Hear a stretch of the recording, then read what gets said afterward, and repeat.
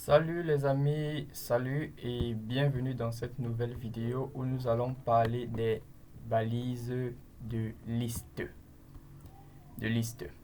Bon, avant qu'on arrive à cela, nous allons parler d'une balise plus précise qu'on appelle commentaires. Ce sont les commentaires. Les commentaires sont représentés par ceci. Là, vous mettez un slash, je crois c'est double tiret, point d'exclamation d'abord, point d'exclamation, double tiret et on ferme le slash et on met double tiret encore. Maintenant à l'intérieur, on met ceci est un commentaire. Ceci est un commentaire.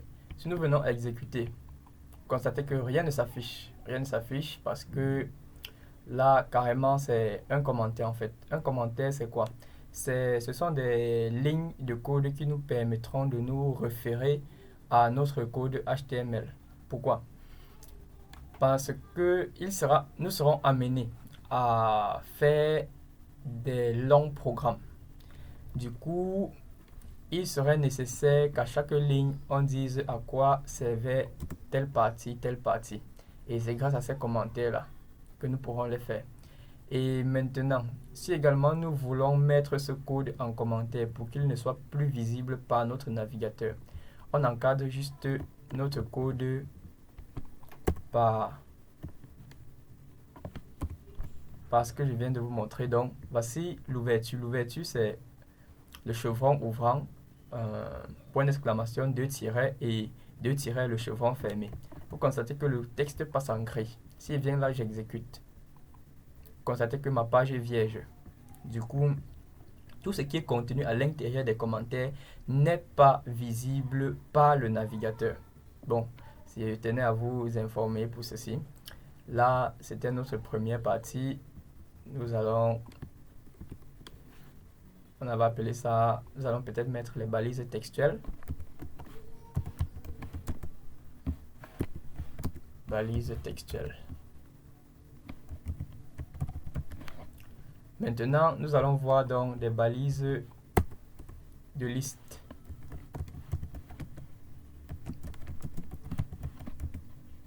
Balises de liste.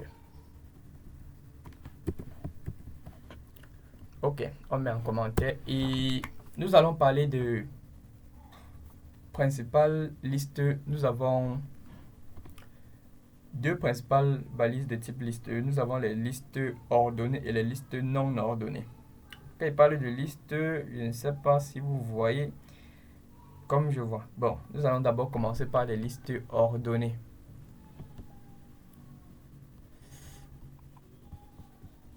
Je reviens. Ok. Nous allons ouvrir notre PowerPoint. Là, nous avons les listes non ordonnées et les listes ordonnées. Bon, commençons par les listes non ordonnées.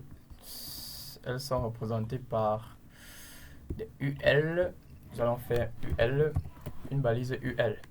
À l'intérieur de ces balises, nous allons mettre des balises LI. LI, là, on met par exemple bonjour. Bon, nous allons lister des noms en fait. Nous allons lister des noms. C'est mieux. Là, on met Alexandre. Je fais un CTRL-C, CTRL-V. Nous allons lister même 5 noms. 1, 2, 3, 4, 5, bon, 6. Là, on va mettre qui? On va mettre qui? Zangué. Là, on met peut-être Denis. Là, on met peut-être Leslie. Là, on met peut-être... on met quoi? On met qui? Akamse.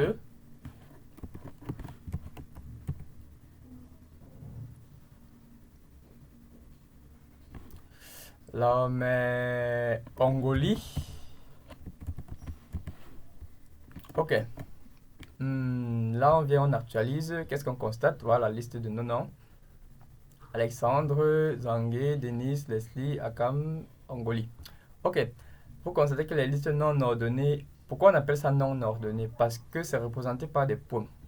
Vous allez voir une grande différence avec les listes ordonnées. Là, les listes ordonnées sont donc représentées par des OL. Vous mettez la balise OL et à l'intérieur, on met toujours des LI.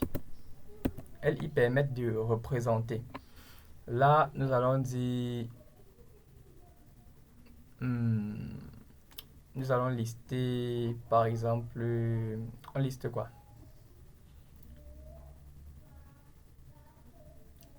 Nous allons lister... Bon, nous allons juste écrire des titres. Titre 1. Ok. Nous allons mettre même, je crois, 5 titres. Vous allez constater pourquoi. Pourquoi on les appelle liste ordonnée. Titre 1. Fait CTRL C. Nous allons mettre au moins 5 titres. Donc, titre 2, titre 3, titre 4, titre 5. CTRL S et nous venons là, on exécute. Vous constatez que là on met 1, 2, 3, 4, 5. Là c'est ordonné. Titre 1, titre 2, titre 3, titre 4, titre 5. À la différence des listes non ordonnées, rien n'est ordonné en fait. Et il faut savoir qu'il est possible de créer des listes à l'intérieur, de créer, comment dire, des blocs de listes non ordonnées à l'intérieur des blocs des listes ordonnées. Comment se faire?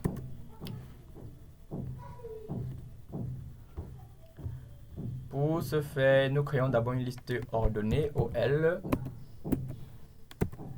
À l'intérieur, on met par exemple LI.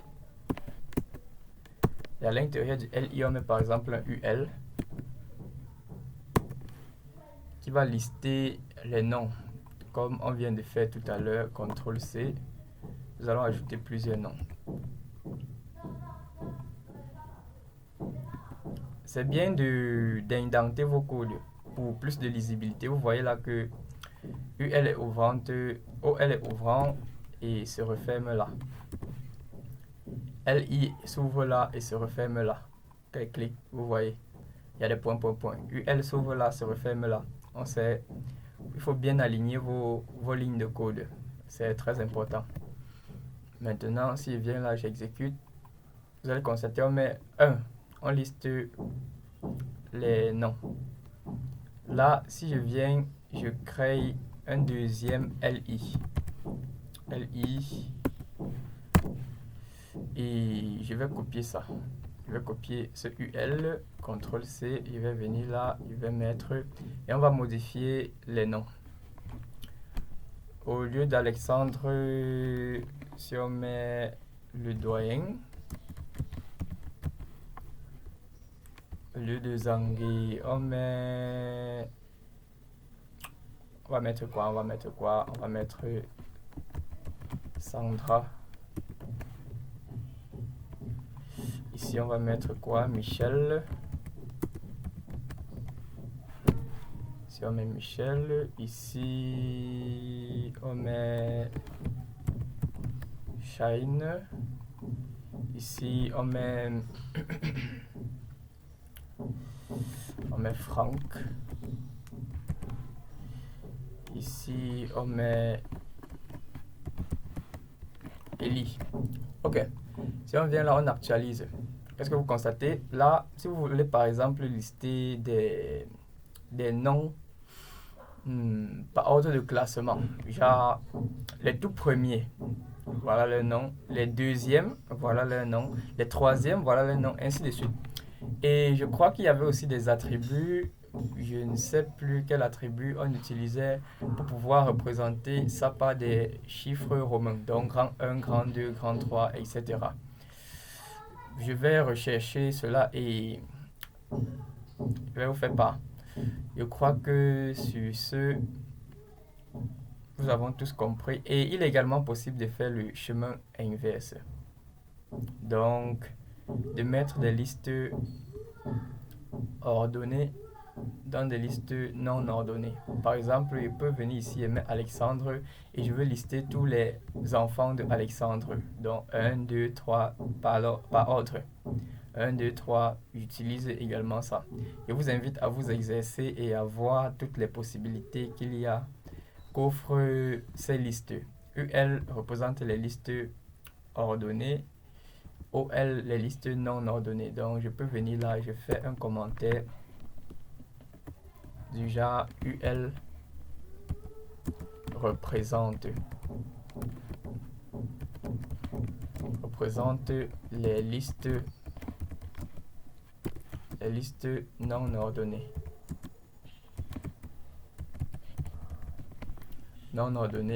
Et au niveau de OL, je viens là, il dit OL représente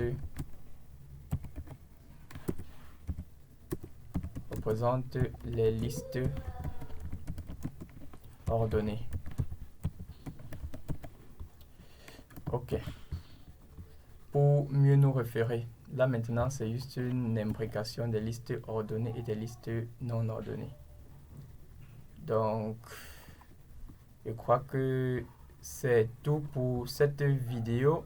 Merci de l'avoir suivi. Comme d'habitude, n'hésitez pas à vous abonner et à partager pour aider d'autres personnes à réaliser également ce petit projet.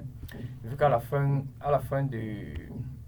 nous allons réaliser un petit site pour voir si chacun a compris ce qu'il fallait. Donc, les amis, c'était tout pour cette vidéo. Je vous dis à très bientôt pour une prochaine.